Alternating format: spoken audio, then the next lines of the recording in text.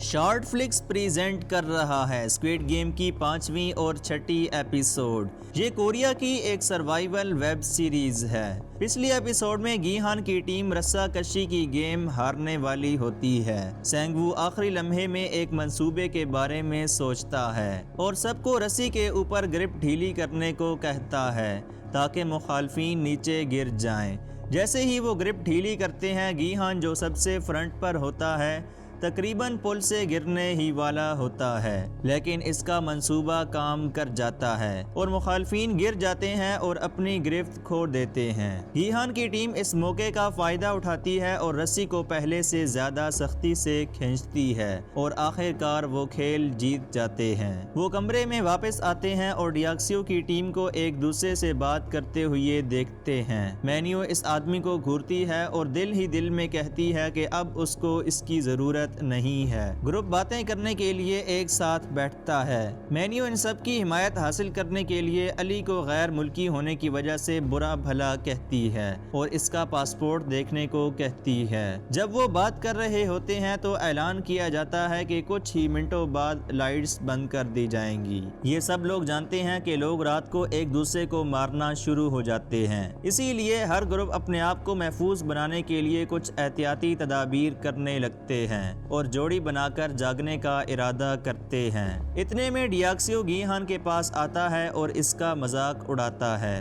کہ بستر اور بیڈ تمہیں کیسے بچا سکتے ہیں۔ دوسری طرف گی ہان اسے اس کی اپنی ہی ٹیم کے لوگوں کے بارے میں خبردار کرتا ہے جنہیں ڈیاکسیو حکم دے رہا ہوتا ہے۔ گی ہان کہتا ہے کہ شاید تم ہی ان کا پہلا ہدف ہو۔ گی ہان کے الفاظ ڈیاکسیو کے دماغ میں اتر جاتے ہیں اور وہ اپنی ٹیم کو کہتا ہے کہ وہ آج رات کو نہیں ماریں گے۔ سب سے پہلے ای نام کو جاگے رہنے کا کہتے ہیں کہ بوڑھے لوگوں کو سونے کی ضرورت نہیں ہوتی، لیکن ٹیم کے کچھ لوگ اس بوڑھے ای نام کو سیکیورٹی گارڈ کے طور پر نہیں رکھنا چاہتے، لہٰذا لائٹس بند ہو جاتی ہیں اور سینگ وو اور علی ٹیم کی حفاظت کے لیے جاگے رہتے ہیں۔ علی آج اپنی جان بچانے پر سینگ وو کا شکریہ ادا کرتا ہے اور اسے مکئی کا ایک ٹکڑا دیتا ہے۔ سینگ وو اس کے 2 ٹکڑے کر دیتا ہے اور دونوں مکئی سے لطف اندوز ہوتے ہیں۔ باتوں میں وہ علی کو کہتا ہے کہ وہ اسے ہیونگ پکارے، جس کا مطلب ہے بڑا بھائی۔ کچھ ہی دیر بعد سینگ وو گی ہان کو ڈیوٹی تبدیل کرنے کو کہتا ہے۔ دوسری طرف ڈیاکسیو بھی مارے جانے کے خوف سے سو نہیں پاتا۔ اسی دوران پولیس آفیسر جون ہو کو ایک کمرے میں لے جایا جاتا ہے جہاں سٹاف خفیہ طور پر مردہ کھلاڑیوں کے اعضاء کاٹتے ہیں۔ اسے پتا چلتا ہے کہ جس آدمی کو اس نے بحری جہاز میں مارا تھا وہ بھی اس خفیہ پروگرام میں شامل تھا، اور وہ ڈاکٹر بھی جو مردے کے جسم سے اعضاء نکال رہا تھا۔ پیچھے کمرے میں ای نام گی ہان کے ساتھ جاگتا رہتا ہے۔ گی ہان اسے بتاتا ہے کہ کیسے اسے 10 سال کام کرنے کا معاوضہ نہیں دیا گیا کیونکہ وہ کار کمپنی خسارے میں جا رہی تھی۔ اس کی کہانی سن کر ای نام رونے لگتا ہے اور گی ہان اسے پرسکون کرنے کی کوشش کرتا ہے اور اسے محسوس ہوتا ہے کہ بوڑھے ای نام کو بہت تیز بخار ہے۔ وہ اسے لٹا دیتا ہے لیکن بخار کو کم کرنے کے لیے اس کے پاس پانی نہیں ہوتا۔ سیبیا کسے پانی دیتی ہے اور بوڑھے کو سونے کا کہتے ہیں۔ اب جاگنے کے لیے ان دونوں کی باری ہوتی ہے۔ اسی دوران ڈاکٹر اعضاء کی کٹائی ختم کر کے جون ہو کے حوالے کرتا ہے اور سٹاف کے دوسرے ممبروں کو جنہوں نے پانی کے اندر غوطہ لگانا ہے اور سمندر میں خریداروں کو دینا ہے۔ جب وہ جا رہے ہوتے ہیں تو وہ ان سے اپنے کام کے بدلے میں اگلے دن کے کھیل کا پتہ کرتا ہے، لیکن ان کو بھی اگلے دن کے کھیل کا پتہ نہیں ہوتا۔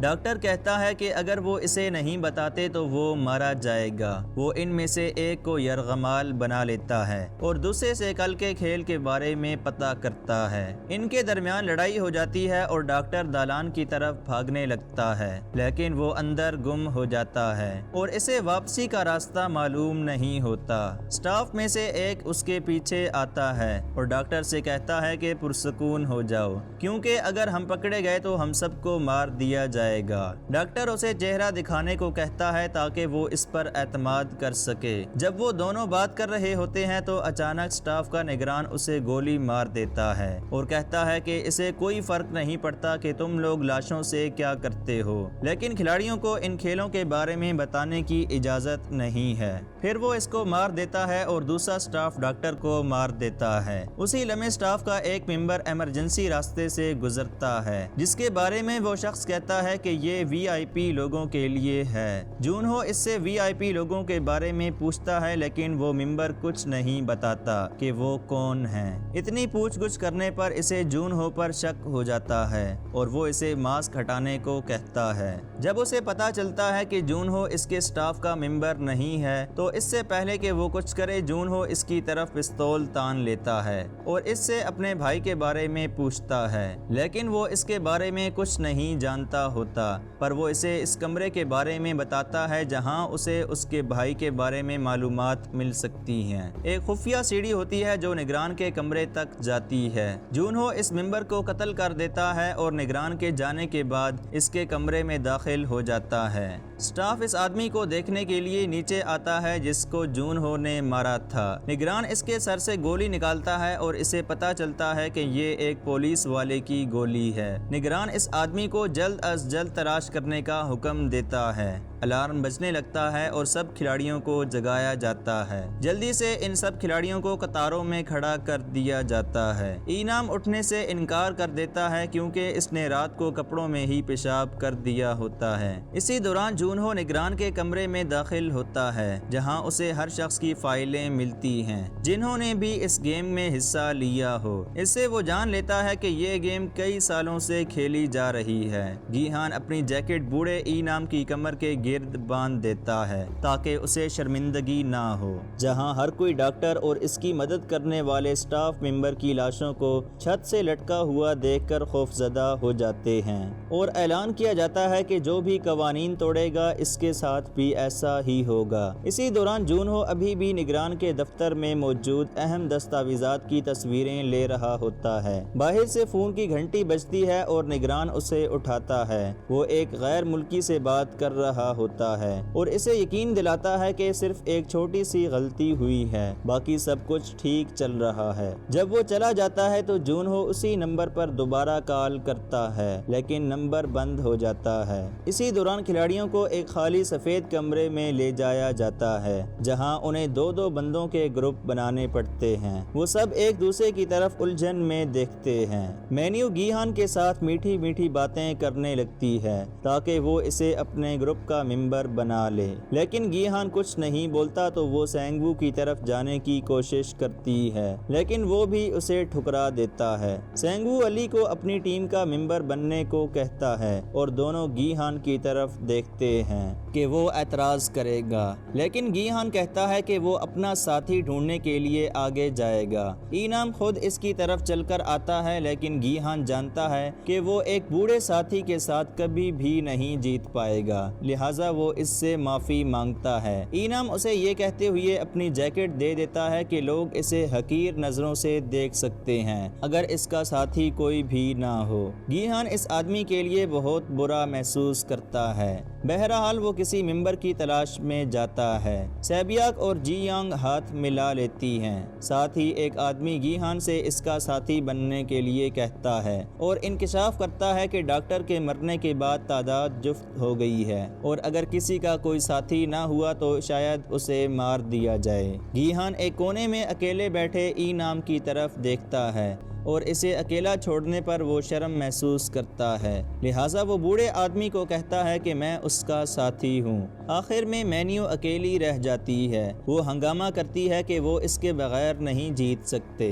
کھلاڑی کھیل کے لیے جاتے ہیں اور سیکیورٹی گارڈ مینیو کو لے جاتے ہیں۔ پھر کھلاڑیوں کو ایک فرضی محلے میں لایا جاتا ہے جس میں کئی گھر ہوتے ہیں۔ گیہان اور علی باتیں کرتے جاتے ہیں کہ یہ گلیاں ان کے بچپن کی یاد کو تازہ کرتی ہیں، جبکہ علی اور سینگوو ایک دوسرے سے وعدہ کرتے ہیں کہ وہ اپنے خاندانوں کے لیے مل کر پیسے جیتیں گے۔ تاہم ان کے تمام تر منصوبے ناکام ہو جاتے ہیں جب یہ اعلان کیا جاتا ہے کہ ہر جوڑے کو ایک دوسرے کے خلاف کھیلنا ہے۔ ہر ایک کو 10 بنٹے دیے جاتے ہیں۔ وہ ان سے کوئی بھی گیم کھیل سکتے ہیں۔ جو بنٹے ہار جائے گا اسے ختم کر دیا جائے گا۔ کچھ ایسی گیم کا انتخاب کرتے ہیں جس میں بنٹوں کو ایک چھوٹے سے گڑھے میں پھینکنا ہوتا ہے، جبکہ کچھ اندازہ لگانے والی گیم کا انتخاب کرتے ہیں۔ اس گیم کو مکمل کرنے کے لیے 30 منٹ کا وقت دیا جاتا ہے۔ گیہان حیرت زدہ ہو جاتا ہے لیکن اینام بنٹوں کی طرف دیکھ رہا ہوتا ہے۔ وہ بھول جاتا ہے کہ وہ یہاں کس لیے آیا ہے۔ جب کھیل شروع ہوتا ہے تو ہر کوئی کھیلنا شروع کر دیتا ہے، لیکن اینام اپنا گھر دیکھنے کے لیے ارد گرد گھومنے لگتا ہے۔ گیہان اسے روکنے کی کوشش کرتا ہے لیکن وہ یہ کہہ کر گیم نہیں کھیلنا چاہتا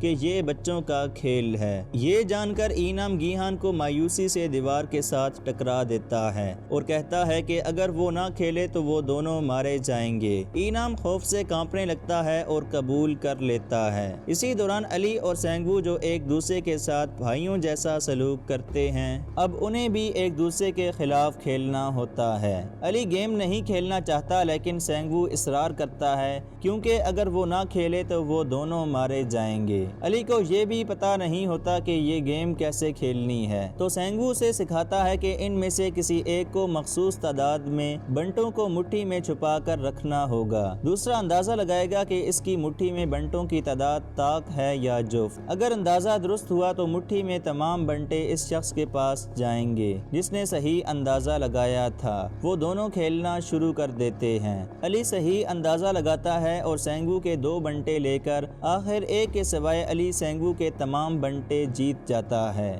جب لوگ مرنا شروع ہو جاتے ہیں تو سینگو دعویٰ کرتا ہے کہ اس کے پاس ایک منصوبہ ہے جس کے مطابق وہ دونوں جیت سکتے ہیں۔ معصوم علی سینگو کے مرنے کی وجہ نہیں بننا چاہتا، اسی وجہ سے وہ اس کے منصوبے کو سنتا ہے۔ سینگو کہتا ہے کہ کھیل کے اختتام پر یہ لوگ جیتنے والے پر متفق نہیں ہوں گے اور نکتہ چینی کریں گے۔ اس کے بعد سٹاف کے پاس اس گیم کو جاری رکھنے کا صرف ایک ہی راستہ ہوگا کہ وہ ایک ٹیم کو دوسری ٹیم کے خلاف کھلائیں تاکہ وہ اس کھیل کو جاری رکھ سکیں۔ سینگو بڑی عمر کے کھلاڑیوں کی تلاش میں جاتا ہے تاکہ آخر میں ان کے خلاف کھیل کر جیت سکیں۔ علی سینگو کے اس منصوبے کو نہیں سمجھ پاتا اور اس پر راضی ہو جاتا ہے کیونکہ وہ اس پر بھروسہ کرتا ہے۔ سینگو اپنا بنٹوں کا بیگ بھی اس کے گلے میں پہنا دیتا ہے تاکہ کوئی اس سے چھین نہ سکے۔ اسی دوران جی یانگ اور سیبیاک ایک دوسرے کے ساتھ بیٹھی ہوتی ہیں۔ شمالی کوریا سے آنے والی سیبیاک بنٹوں کا کھیل کھیلنا نہیں جانتی، اس لیے جی یانگ اسے سکھانے کی پیشکش کرتی ہے، لیکن دونوں لڑکیاں 30 منٹ تک وہ کھیل کھیلنا نہیں چاہتیں۔ وہ زیادہ تر وقت باتوں میں گزارنے کا فیصلہ کرتی ہیں اور آخر میں تمام بنٹوں پر ایک ہی بار شرط لگاتی ہیں۔ سیبیاک بہت کچھ بتانا پسند کرتی ہے کہ اس کا باپ سرحد پار کرنے کی کوشش میں مارا گیا تھا اور اس کی ماں کو چائنا کی پولیس نے پکڑ لیا تھا اور واپس شمالی کوریا بھیج دیا تھا۔ وہ ایک گھر خریدنا چاہتی ہے اور پیسے جیت کر اپنی ماں کو واپس لانا چاہتی ہے۔ جی یانگ ہنستے ہوئے بولتی ہے کہ وہ ان پیسوں سے اور بھی کچھ کر سکتی ہے۔ سیبیا کہتی ہے کہ وہ جیجو جزیرے کی سیر کرنا چاہتی ہے جہاں جی یانگ بھی ایک ساتھ جانے کی پیشکش کرتی ہے۔ انہیں معلوم ہوتا ہے کہ ایسا نہیں ہو سکتا کیونکہ ان میں سے کسی ایک کی آج موت ہو جائے گی۔ جی یانگ کہتی ہے کہ اس نے اپنے بدسلوک باپ کو قتل کیا ہے اور وہ جیل جائے گی۔ اس کے پاس جینے کا کوئی مقصد نہیں ہے یہاں تک کہ اگر وہ پیسے جیت بھی لیتی ہے۔ ادھر اینام اور گیہان کھیل شروع کرتے ہیں اور اینام پہلے ہی راؤنڈ میں گیہان کے 5 بنٹے جیت جاتا ہے۔ گیہان کی مٹھی میں اب صرف ایک بنٹا باقی بچتا ہے اور وہ گھبرا کر اینام کی مٹھی میں طاق کا اندازہ لگاتا ہے، مگر اینام کی مٹھی میں جفت بنٹے ہوتے ہیں۔ گیہان یہ گیم ہار جاتا ہے۔ اسی طرح ڈیاکسیو بھی اپنے دوست سے جیت جاتا ہے جب اس کے دوست کا بنٹا غلطی سے ڈیاکسیو کے بنٹے کو ٹکرا کر اسے گڑھے میں ڈال دیتا ہے۔ ادھر جی یونگ اور سیبیاک فیصلہ کرتی ہیں کہ جس کا بنٹا دیوار کے زیادہ قریب جائے گا وہ جیت جائے گا، لیکن جب جی یانگ کی باری آتی ہے تو وہ اپنا بنٹا زمین پر گرا کر سیبیا کو جتوا دیتی ہے۔ سیبیاک اس پر غصہ ہوتی ہے کہ یہ مناسب نہیں ہے، دوبارہ کھیلو، لیکن جی یانگ کہتی ہے کہ اب اس کے جینے کا کوئی فائدہ نہیں ہے۔ وہ اسے گڈ بائے کہتی ہے۔ اس سے پہلے کہ اسٹاف جی یانگ کو مار دے۔ دوسری طرف علی سینگوو کو ڈھونڈ رہا ہوتا ہے کیونکہ گیم ختم ہونے میں کچھ ہی منٹ باقی ہوتے ہیں، لیکن جب وہ بیگ کو چیک کرتا ہے تو اسے پتہ چلتا ہے کہ اس کے بھائی جیسے دوست نے اس کے ساتھ دھوکہ کیا ہے۔ سینگوو علی کے بنٹے لے جاتا ہے اور اس کی جگہ چھوٹے چھوٹے پتھر ڈال دیتا ہے۔ علی کی آنکھوں میں آنسو آ رہے ہوتے ہیں اور گارڈ اسے مار دیتے ہیں۔ اب گی ہان اور ای نام بچ جاتے ہیں۔ ای نام گی ہان کو بنٹے دے کر کہتا ہے کہ وہ اس کی جگہ قربان ہونے کے لیے تیار ہے کیونکہ اب اس کا بھی اس دنیا میں زندہ رہنے کا کوئی فائدہ نہیں ہے۔ گی ہان آخری دفعہ اسے گلے لگاتا ہے اور وہاں سے چلا جاتا ہے۔ یہ ایپیسوڈ ختم ہو جاتی ہے جب ای نام کو مارنے کے لیے گولی چلا دی جاتی ہے۔ اگلی ایپیسوڈ دیکھنے کے لیے شارٹ فلکس یوٹیوب چینل کو سبسکرائب کیجئے اور ساتھ جو بیل آئیکن ہے اسے دبا کر آل کا نوٹیفیکیشن دبا دیجئے۔ اگر آپ کو یہ ایپیسوڈ پسند آئی ہے تو اسے لائک کیجئے اور کمنٹ باکس میں بتائیے کہ اس ایپیسوڈ میں آپ کو کون سا کھلاڑی سب سے زیادہ پسند آیا ہے۔